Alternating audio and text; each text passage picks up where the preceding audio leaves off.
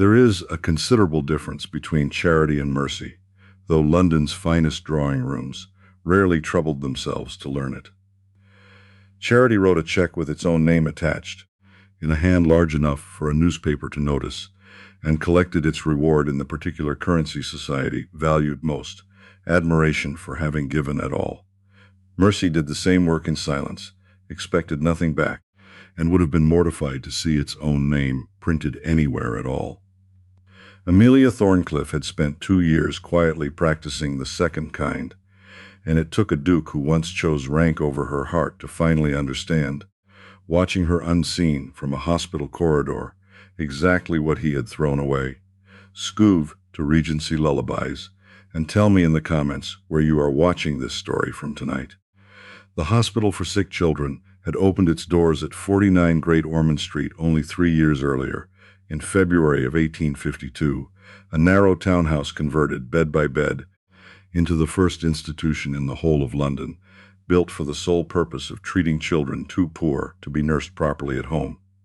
Dr. Charles West, the physician whose stubborn conviction had willed the place into existence against a great deal of polite indifference, had begun with 10 beds and a staff small enough to fit around a single dinner table, and had spent every year since in the exhausting, unglamorous business of persuading London's wealthier families that a child's suffering was worth funding, even when nobody important was watching it happen.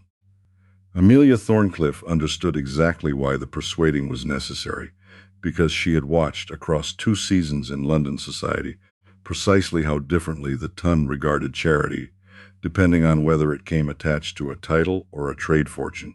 Her father, a city merchant who had built a considerable shipping business from nothing but ambition, and an excellent eye for cargo insurance, had given his only daughter every material advantage money could purchase: an education, a wardrobe, a dowry substantial enough to interest even the grandest families in Mayfair.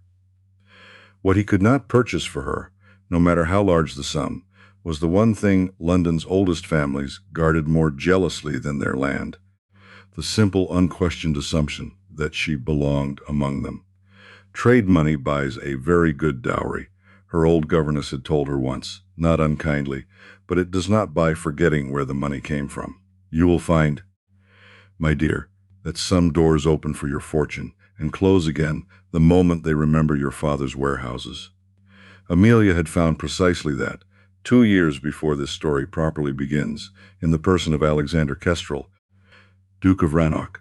They had met at a musical evening hosted by a mutual acquaintance, eager to be seen entertaining both old blood and new money in the same drawing room, and Amelia, 22 years old and considerably more direct in conversation than fashionable young ladies were generally encouraged to be, had found herself seated by what she later suspected was their hostess's deliberate mischief, directly beside the Duke of Rannoch during the interval, with nothing to occupy either of them beyond conversation and a tray of indifferent lemonade.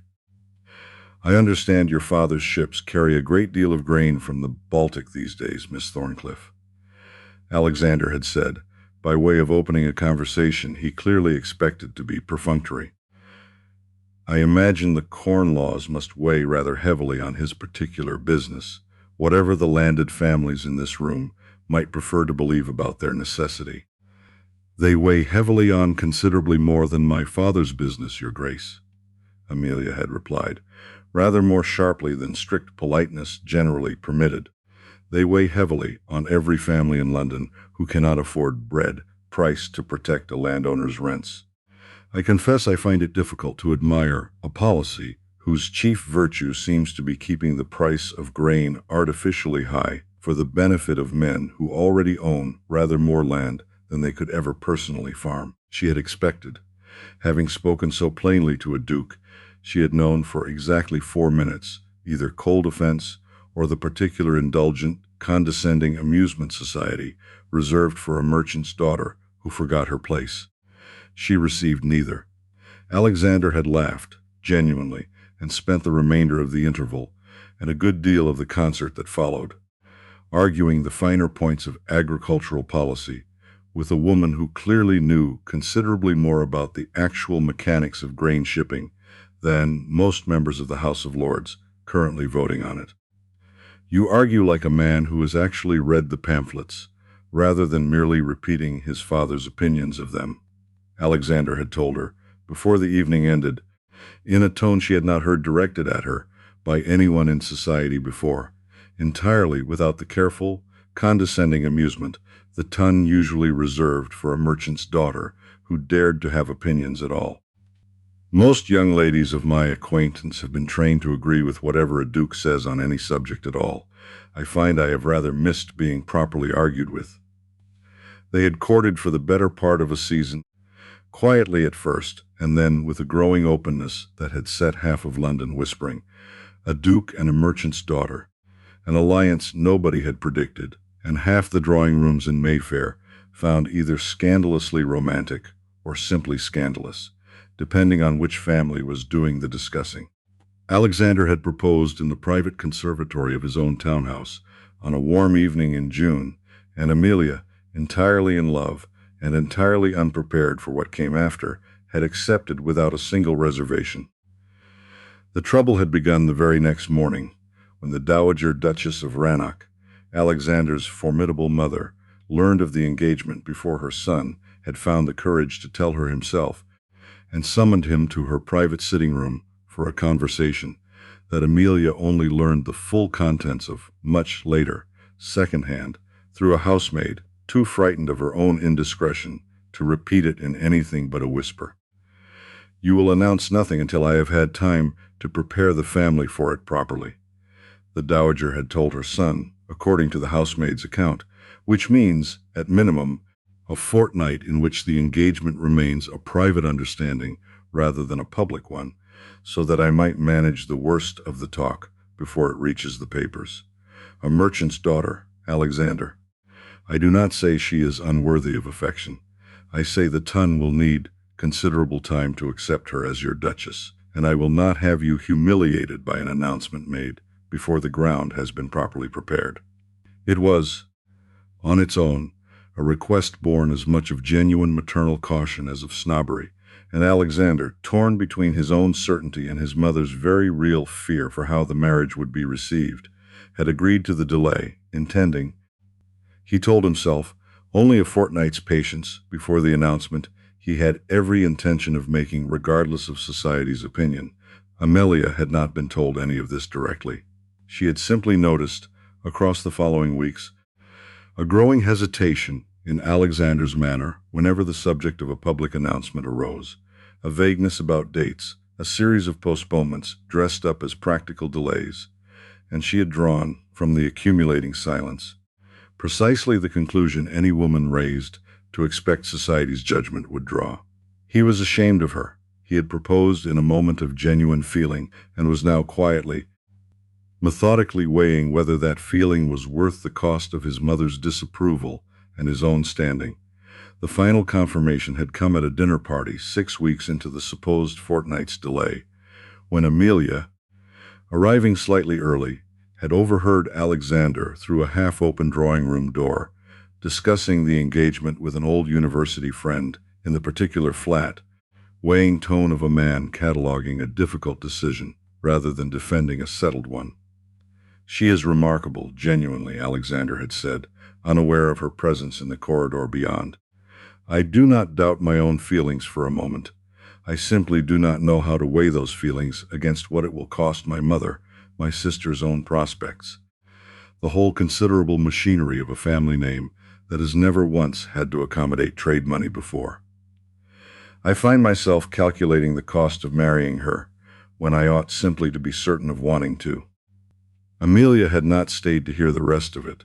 She had gone home that same evening, and had spent 3 sleepless nights composing and discarding a dozen drafts of the letter she eventually sent, a brief, dignified paragraph releasing Alexander from an engagement she had decided. Hearing her own worth actively weighed against a family name's comfort, she no longer wished to hold him to, regardless of whatever he might have decided, given more time. "I would rather be certain of my own worth, without a title attached to confirm it," she had written, in the letter's final line, than spend a lifetime as a sum some calculation might one day decide was not worth the cost of carrying. I release you, Your Grace, with no anger, only the clear understanding that a woman who must be weighed so carefully was never truly wanted at all. She had ended the engagement herself, in that letter, rather than in person, because she had not trusted her own composure to survive the conversation face to face, and had spent the 2 years since building, deliberately and entirely on her own terms, a life that required nothing further from a society that had never fully welcomed her in the first place. The 2 years since had not been idle ones. Amelia had taken, with her father's willing blessing, an increasingly active role in the family shipping business itself, reviewing cargo manifests and insurance contracts with the same sharp, methodical attention she had once turned on the corn laws at that first musical evening, and had discovered, in the process, a genuine talent for the work that her father had begun, quietly and without any fanfare, to rely upon rather more than either of them had originally anticipated. She had negotiated, the previous winter, a considerably improved insurance rate for the company's Baltic grain shipments, a saving substantial enough that her father had taken to introducing her to the few business associates who knew the full truth of it as his most valuable partner rather than merely his daughter, and Amelia had found, in that quiet, unglamorous competence, a satisfaction society's ballrooms had never once managed to offer her. You have built yourself an entire second life, Amelia, her father observed once, reviewing a contract she had negotiated single-handedly.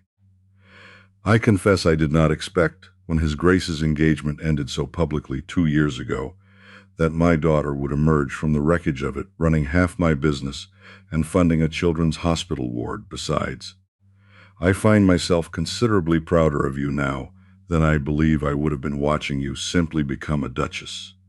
I did not do it to prove anything to London, Papa, Amelia said. I did it because I discovered, once the humiliation faded, that I rather liked being useful for my own sake, without a title attached to make the usefulness fashionable.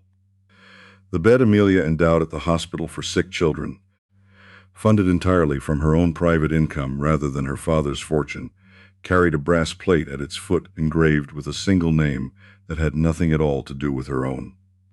The Constance bed, it read, in plain, unadorned lettering, no title, no surname, no acknowledgement whatsoever of the donor who had paid for it.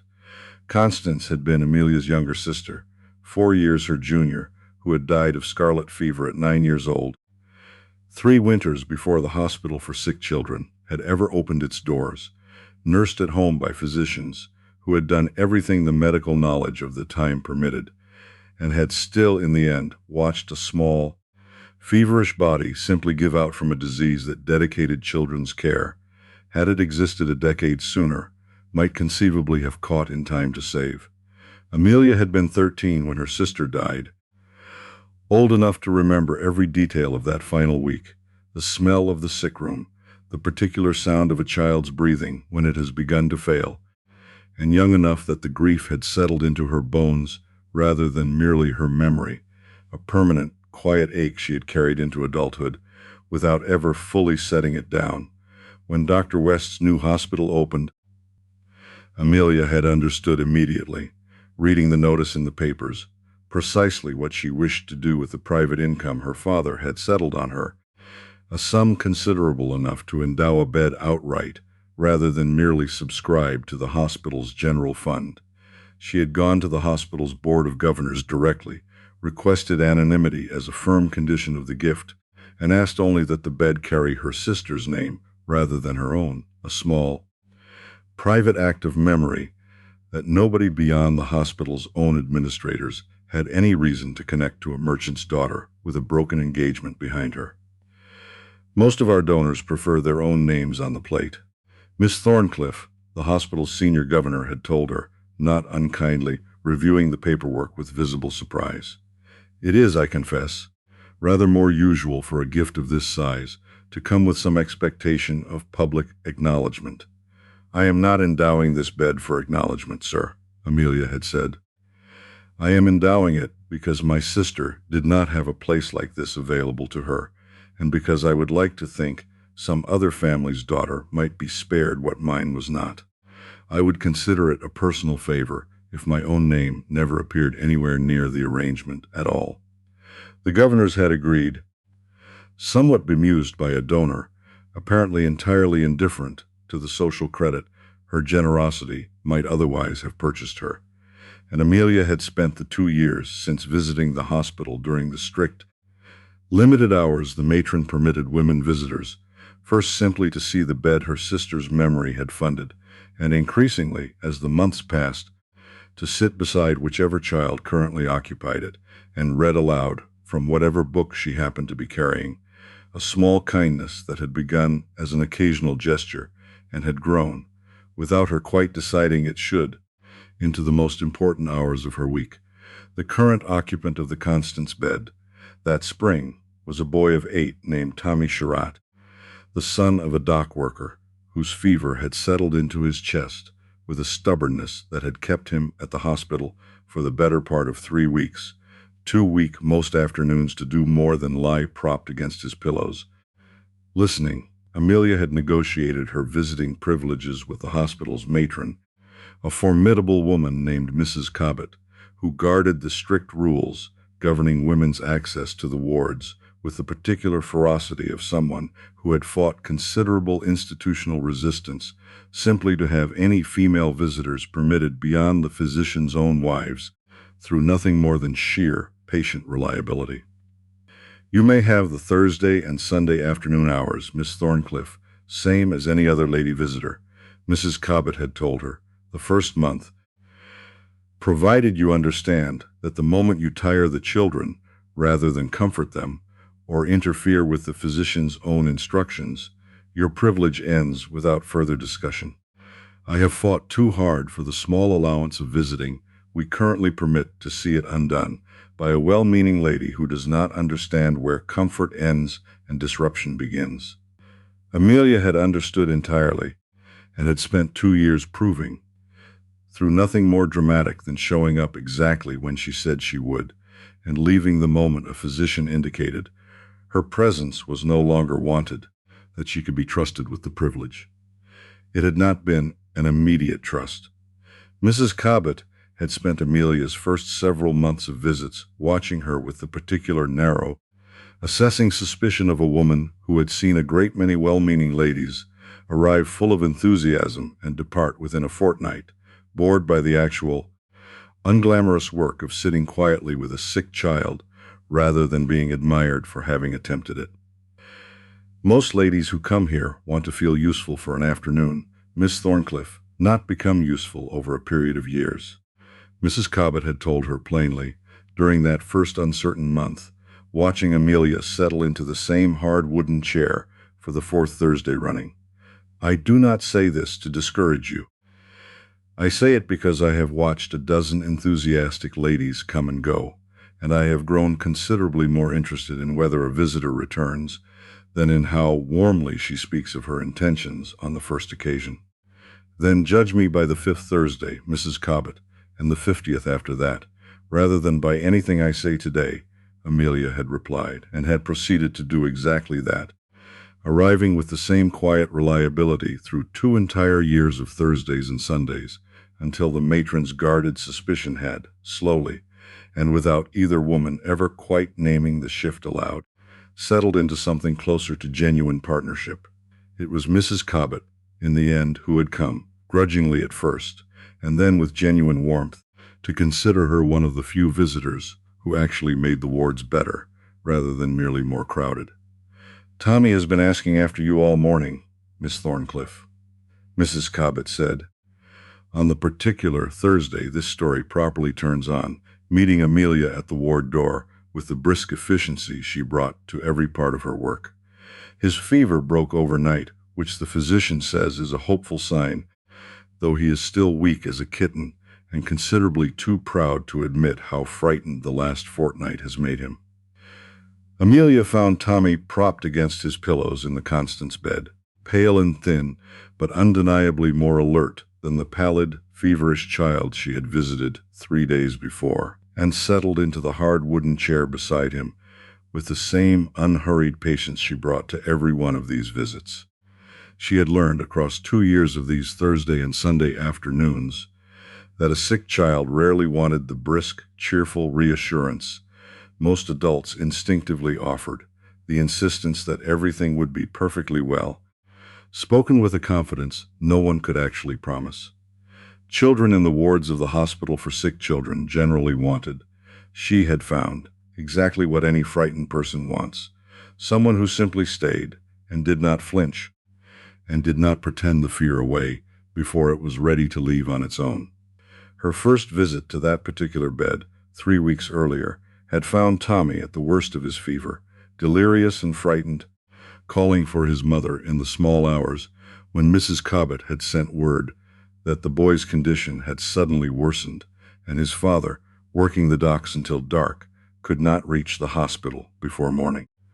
Amelia had come at the matron's own request, an exception to the strict visiting hours made only because the physician judged that a calm, familiar presence might settle the boy where the ward's own overworked nurses, stretched thin across a dozen other patients, could not spare the constant attention his fever demanded. She had sat beside him through the worst of that night, sponging his forehead with cool water, speaking in a low, steady voice about nothing in particular, ships and harbors and the ordinary business of a world Tommy had been too feverish to properly register, until the fever finally broke sometime past 3 in the morning, and the boy had slept, for the first time in 2 days, without the restless, frightened muttering that had filled the ward before. "You look tired today, Miss Thorncliffe," Tommy said now, 3 weeks later, considerably recovered, studying her with the particular unguarded frankness of a child who has not yet learned to soften an observation for politeness' sake. "I did not sleep especially well last night," Amelia admitted. "But I would rather spend a tired Thursday afternoon here than a well-rested one anywhere else in London, so I do not think it a great sacrifice." "You came back," Tommy said, with the particular flat astonishment of a child who has learned, through hard experience, not to expect adults to keep their promises reliably. "I said I would, on Thursday," Amelia said. "I generally try to keep my word, Tommy, when I have given it. Nobody else comes twice," Tommy said. "The lady who visits Ward 3 only ever comes the once, for the newspapers to write about it. She had her portrait done, standing by the beds last month. She did not come back after that." Amelia felt the small, familiar ache of recognition at that observation, the precise, uncomfortable truth of it, and reached for the book she had brought that afternoon, a collection of sea stories she had chosen specifically because Tommy's father worked the docks, and she had learned, across a dozen previous visits, that stories of ships and distant harbors held his attention better than almost anything else in her modest library. "I am not certain, Tommy," she said, opening the book, "that the newspapers are terribly interested in visitors who come back a second time. There is rather less to write about the 10th Thursday than the first. If a quiet kindness with no audience at all is the kind of story you needed tonight, share this with someone who still believes in giving without being seen for it. Then settle in, we are only halfway through." It was during that particular visit, reading the 3rd chapter of a story about a merchant vessel caught in a Bay of Biscay storm, Tommy's thin hand gripping the edge of his blanket at the tensest passages, that Alexander Kestrel, Duke of Rannoch, appeared in the ward's doorway and stopped dead at the sight of her. He had come to the hospital that afternoon for entirely unrelated reasons, having accepted, some months before, a seat on the Board of Governors at the urging of an old family friend who believed a duke's name attached to the institution would considerably ease the perpetual, exhausting business of soliciting new donors, and he had arrived early for a scheduled meeting of the board, wandering the corridors while he waited, rather than sitting idle in the governor's own antechamber.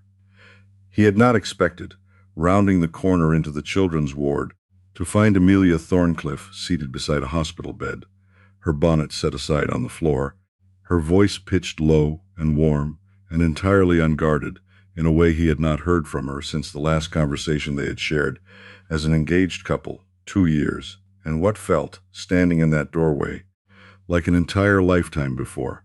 He did not announce himself. He stood in the doorway, unseen by either Amelia or the boy, whose attention was entirely absorbed by the storm closing in around a fictional ship, and watched, for the better part of 10 minutes, a version of the woman he had once nearly married that society's drawing rooms had never once shown him, patient, wholly present, giving something of genuine value to a child who had nothing at all to offer her in return beyond his own rapt attention.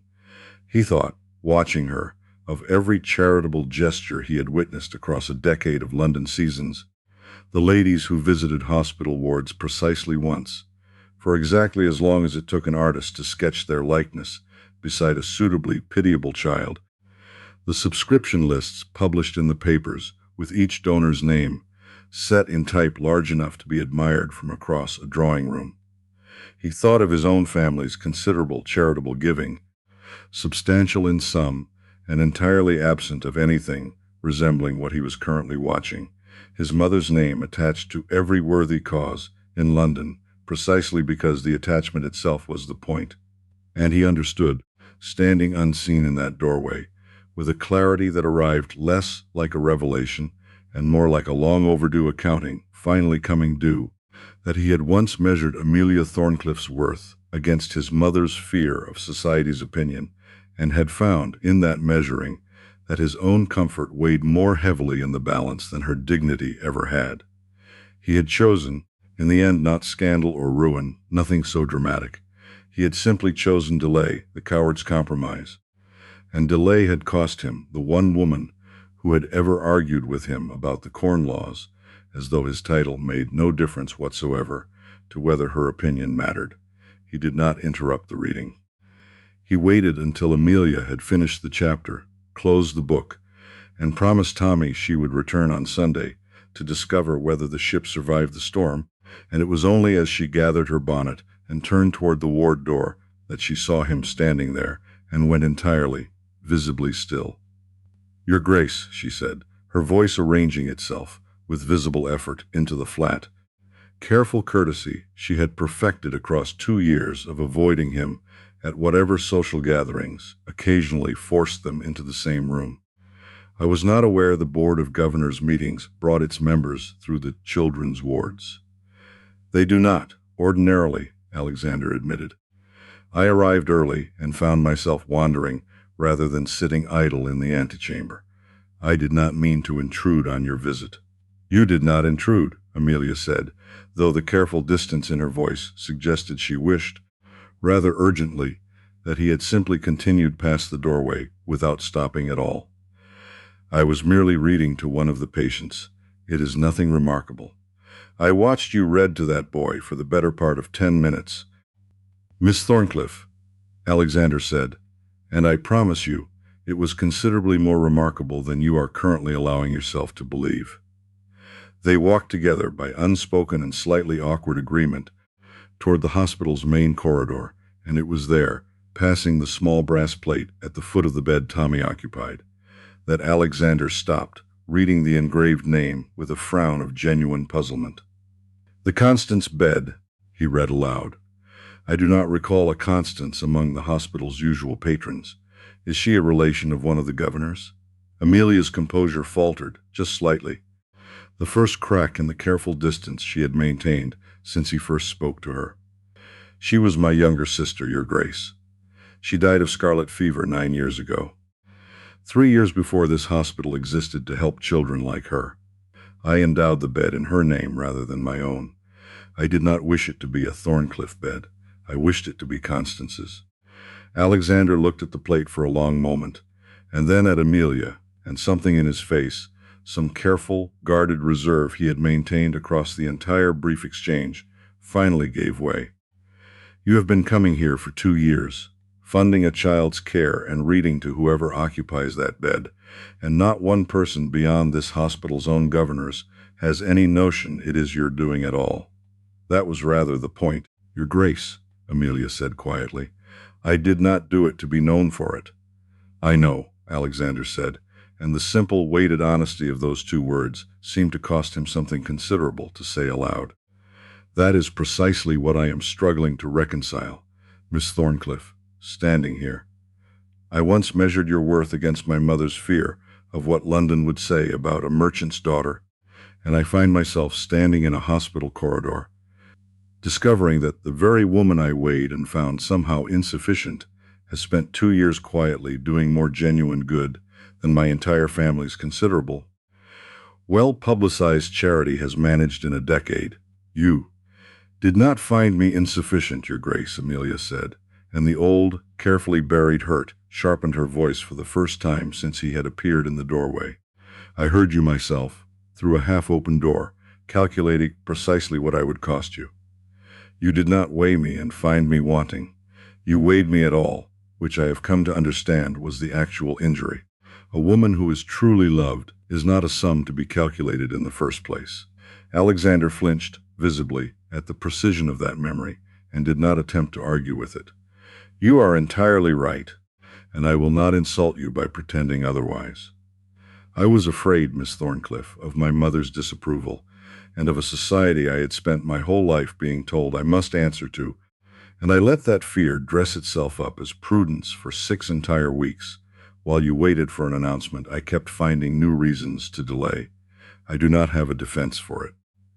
I have only the considerable regret of 2 years spent watching you build an entire life that no longer required anything at all from me, and understanding, watching you read to that boy just now, exactly how much I lost by treating your worth as something requiring my family's permission to recognize.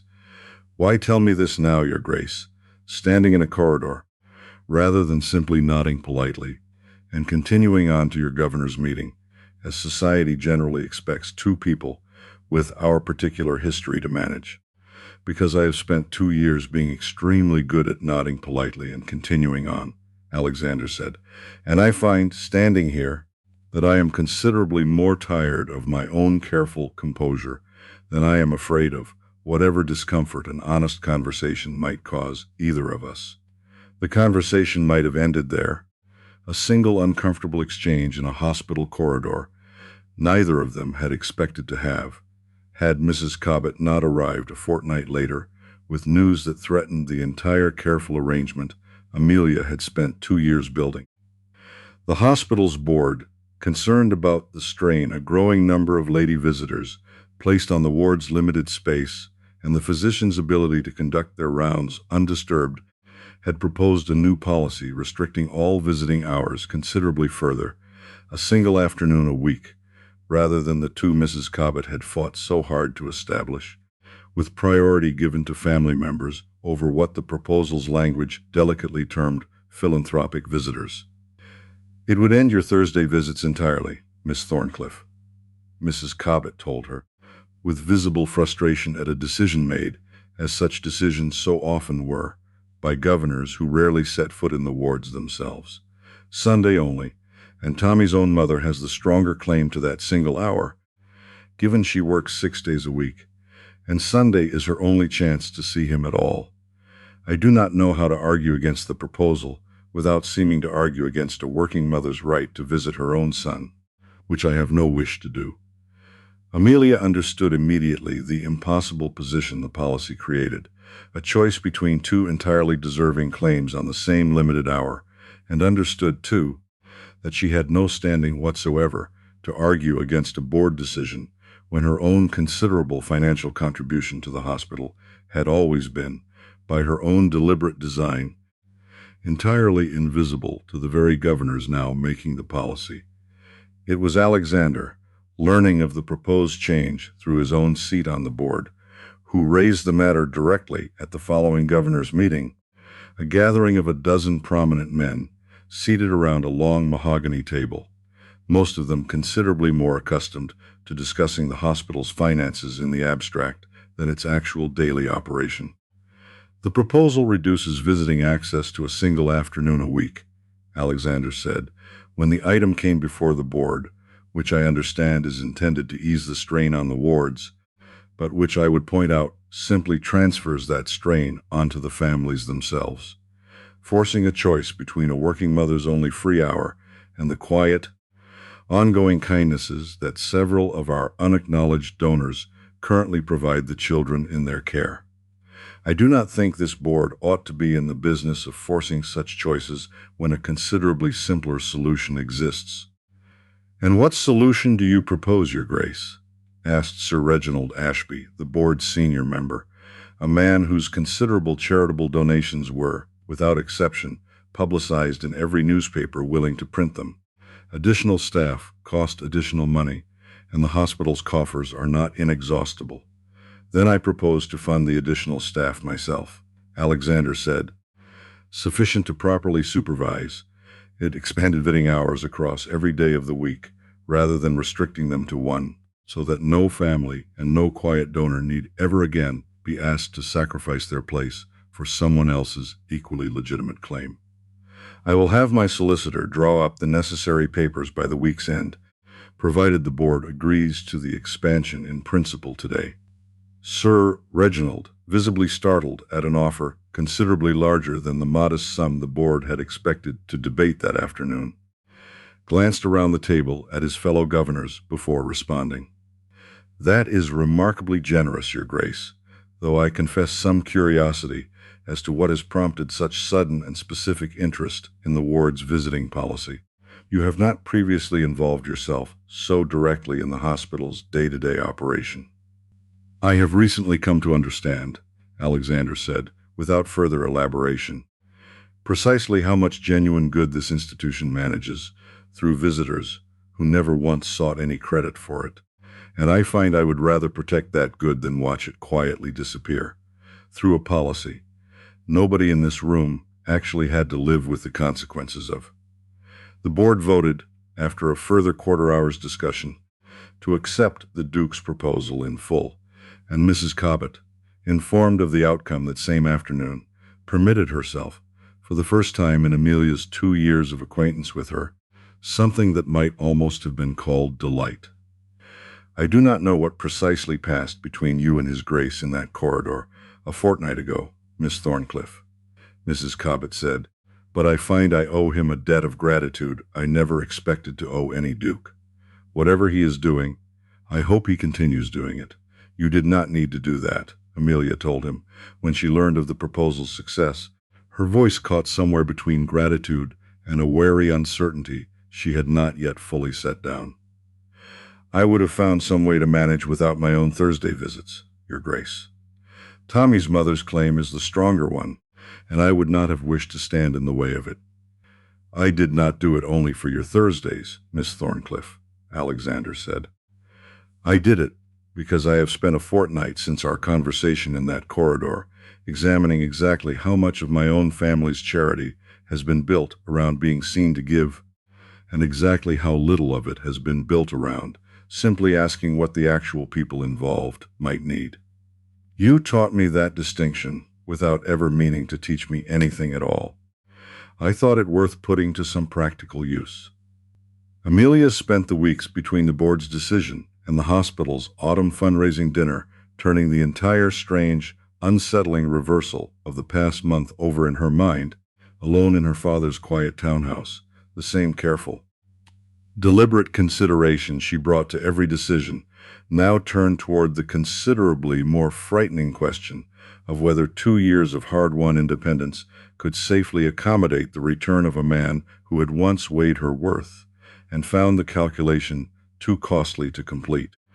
"You are frowning at that embroidery as though it has personally wronged you," her father observed one evening, finding her seated by the fire with a needle idle in her hand and her attention plainly 100 miles from the stitching in front of her. "I have not seen you this distracted since the engagement first ended, Amelia. I take it His Grace has said something further to unsettle you." "He has apologized, Papa, properly, and I believe honestly. He has funded an entire expansion of the hospital's visiting hours, rather than simply offering me pretty words. I do not know how to weigh an apology that costly against 2 years of having decided, quite firmly, that I no longer needed anyone's permission to consider myself worth loving." "Then do not weigh it as an apology at all," her father said, with the plain, practical wisdom of a man who had built an entire fortune out of knowing precisely when a risk was worth taking. Weigh it as evidence, the same way you would weigh any cargo manifest before committing your money to a venture. A man's words cost him nothing. A man's actions, sustained over weeks rather than a single dramatic gesture, cost him considerably more. You have watched his actions for a month now, not merely heard his words. I trust you know how to read a ledger, my dear, even when the sums involved are considerably more delicate than shillings and pence. It was, Amelia thought afterward, precisely the clarity she had needed and had been too cautious to offer herself. And it was with that particular steadiness, rather than any single dramatic reconciliation, that she arrived at the dinner that Autumn already half decided. Whatever Alexander might or might not say that evening, that 2 years of careful distance had finally done all the protecting it needed to do. The hospital's annual fundraising dinner, held that autumn in a grand hall, lent by one of the institution's wealthier patrons, was precisely the kind of occasion Amelia had spent 2 years quietly avoiding. A room full of exactly the society that had once weighed her worth and found it wanting, gathered to admire its own generosity over an elaborate meal that cost, by her private and uncharitable estimation, rather more than most of the donations being celebrated that evening. She attended only because Dr. West himself had specifically requested her presence, aware, through the hospital's own records, if not through any public announcement, of precisely how much her quiet endowment had done for the institution's actual patients. Alexander had spent the entire carriage ride to the dinner turning over, in near silence, exactly what he intended to say, his mother beside him, watching the tension in his jaw, with the particular concern of a woman who suspects her son is about to do something both entirely necessary and considerably beyond her power to prevent. "You mean to speak tonight," the dowager said, not quite a question. "I do," Alexander admitted. "I have spent 2 years allowing this family's silence about what actually happened to protect my own comfort at the cost of her reputation. I do not intend to spend a third. You understand it will cost us something. Whatever goodwill this family currently enjoys among the very people in that hall tonight." "Yes," Alexander said simply. "I have come to believe it is rather overdue that something finally cost us anything at all, Mother. Given how little the last 2 years of comfortable silence cost either of us compared to what it cost her." The dowager said nothing further for the remainder of the drive, though when the carriage finally drew up outside the hall, she reached over and pressed her son's hand once, briefly, a small, wordless gesture that Alexander understood correctly, as the closest thing to permission she was likely to offer before the fact. It was there, over the dessert course, that the Duke of Rannoch rose from his own seat near the head table, to the visible surprise of his mother, the Dowager Duchess, seated beside him in a gown considerably finer than the occasion strictly required, and requested a moment of the assembled guests' attention. "I did not intend to speak tonight," Alexander began, and Amelia, watching from a considerably less distinguished table near the back of the hall, felt her stomach drop with a sudden, dreadful premonition of exactly where this might be heading. "But I find I have spent 2 years failing to say something aloud that I believe this room, of all rooms in London, deserves to hear plainly." He told them, in front of several hundred of society's most prominent families, in front of his own mother, in front of the very governors who had so recently voted to expand the hospital's visiting hours at his own expense, the full and unflattering truth of what had happened 2 years before, that he had proposed to a woman he loved, and had then, when his mother raised the specter of society's disapproval, chosen delay over conviction, comfort over courage. Precisely the same failure of nerve he had spent the last fortnight learning to recognize in his own family's public, well-photographed charity. "I chose my own standing over her heart," Alexander said, his voice carrying clearly across the suddenly absolutely silent hall. "I told myself it was caution. It was cowardice, dressed considerably better than cowardice usually manages, and I have only understood how thoroughly it was cowardice by watching the woman I failed spend 2 years quietly, doing more genuine good in this very building than my own family's name, attached to every worthy cause in London, has ever actually accomplished. There is a bed in the children's ward upstairs, gentlemen, ladies, that carries the name Constance rather than Thorncliffe, because the woman who funded it did not wish credit for her own generosity. I did not learn that from any newspaper, because no newspaper ever printed it. I learned it by accident, standing in a doorway, watching her read to a sick child who had nothing whatsoever to offer her in return beyond his own attention. I would like this room to understand, plainly, exactly what kind of woman I once found insufficient, and exactly how wrong I was to measure her against anything at all beyond her own considerable heart. If a public confession finally undoing 2 years of quiet damage is the moment you have been waiting for, subscribe to Regency Lullabies now. This story is nearly done, and it pays every promise it made you. The silence that followed lasted the length of several held breaths, the entire hall recalculating, in real time, both the Duke's own reputation and the quiet, unassuming woman who had spent 2 years at a table near the back, rather than anywhere society's more prominent guests were customarily seated. The Dowager Duchess, to her credit, recovered first, rising from her own seat with the particular dignity of a woman who understands precisely when continued resistance has become its own form of foolishness. "I was wrong as well, Miss Thorncliffe," the Dowager said, turning to find Amelia across the crowded hall, her voice carrying with the same clear authority her son's had a moment before. "I feared what London would say about my son's marriage, and I find, 2 years later, that London has said considerably worse things about families who gave a great deal and understood nothing at all than it ever would have said about a merchant's daughter who apparently understood everything that actually mattered. I would consider it a personal kindness if you would allow an old woman the chance to apologize properly, in whatever manner you find acceptable." Amelia, standing amid several hundred pairs of watching eyes in a hall she had entered intending only to honor Dr. West's specific request and depart as quickly as decency permitted, found herself, for the first time in 2 years, entirely without the careful, practiced composure she had built to survive exactly this kind of society scrutiny. She looked at Alexander, standing before the entire room, having just dismantled his own careful reputation in the space of 2 minutes, and found that whatever wariness she had maintained across 2 years of quiet, deliberate distance had simply, finally, run out of reasons to continue. "I did not do any of it to be thanked, Your Grace," Amelia said, her own voice carrying across the hall with considerably more steadiness than she felt. "But I find I am not opposed to being seen, provided the seeing is honest rather than merely convenient. Tommy Sherratt recovered fully that winter, discharged from the hospital in December, still thin, but entirely restored to the loud, restless energy of an ordinary 8-year-old boy, his mother weeping with relief in the ward doorway, while Mrs. Cobbett pretended, with visible effort, not to be equally affected by the sight.